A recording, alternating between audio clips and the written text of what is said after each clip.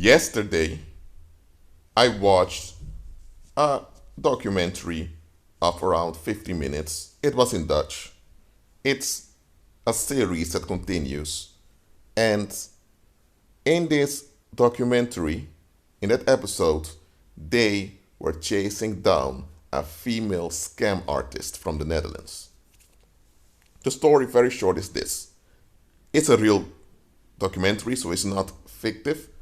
This woman, she's around 30 now, I believe, but for a very long time, she has been conning and scamming people, beginning with her own parents and her own relatives.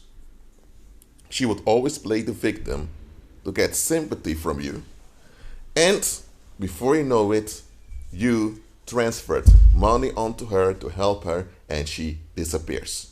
And when you confront her, she will play the victim again, and for some reason, you fall for it.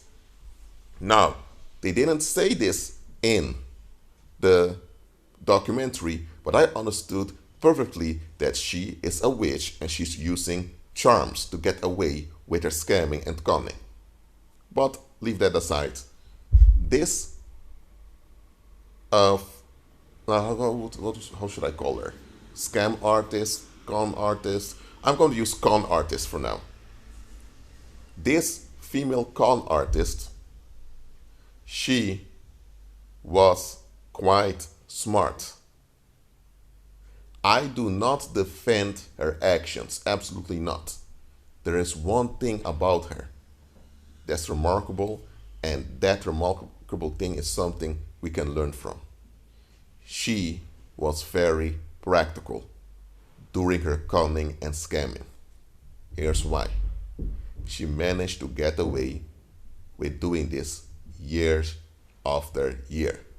She even went to other countries and she did this. She did this on Malta, and she was in Hungary doing the same thing, but it's there that the TV program traced her and confronted her. And she had a husband and a small child, and she even used her child in one of her scams. And this was quite low of her, absolutely. It is practical, but you shouldn't do that. You shouldn't scam nor con at all to begin with. But she thought, I'm going to start a new life in Hungary. But no, people traced her. How did people trace her? She used a similar advertisement online to con people again.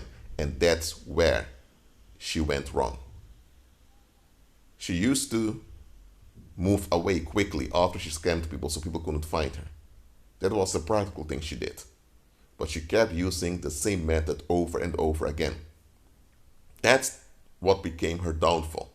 If she changed her method, she would have succeeded in whatever she was doing. Now, am I saying that she should have done that and continue to scam and con people? No. Just realize that this con artist was far smarter than most of the people around her. She was alert. And because she was alert, she figured ways out how to get things from people and to get away with it without having to face consequences directly. Eventually, she was found out because she kept doing the same thing over and over again. And that becomes the doom of evildoers, is because they become so confident in what they're doing that often they don't realize when it's time to stop or when it's time to change their methods. Now, this female con artist, she managed to get away for years. She was just alert. And not just alert, because there were times her victims confronted her, but for some reason the victims couldn't lay any hands on her. She's using a charm. She does. That's obvious, but here's the thing. Those charms expire. So when the charm expired, they found her. She used the same method over and over again. And there was even a complicated method, it was quite obvious that there was something wrong with her stories, but because she used a charm, she succeeded. When the charm expired, they found her. Now, that's a pagan using the paranormal to get away with stuff. Now, let's go to us believers. We don't have charms, we have the anointing. So we ought to be far more practical than pagans are. Because we don't do bad stuff to get away with. We do the good. So we should be far more confident than pagans that do wrong. There are pagans that do good, but hey, they still use paranormal, so they're still trapped by evil. We as believers who have the anointing, we should never faint doing what's right, doing what's good, doing what's best. But why do I see that some believers faint when resistance and affliction comes? It is because we have false gods that we haven't forfeited yet. We have expectations that we're invested in that are hindering us in walking by faith. You cannot walk by faith and at the same time sponsor false gods. That's not going to work. The sponsorship of the false gods will sabotage the outcomes of your faith walk. Now, this female con artist, she was quite clever and she was quite practical.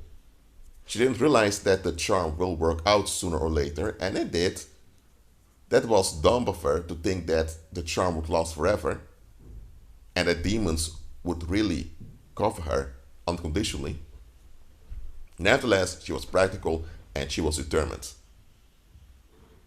Why is it that pagans will do wrong? Not all pagans do wrong, because there are pagans who want to do good, but they're still trapped by darkness, as I mentioned before. But I'm talking about the pagans that do wrong, like scamming and conning people. Why are pagans that scam and con more determined than many believers who claim to walk by faith? Why is this? It is time for us to forfeit those false gods who will never benefit us in any shape or form, and to rely on Christ alone. That's it for now. Keep agreeing with Christ and be at peace.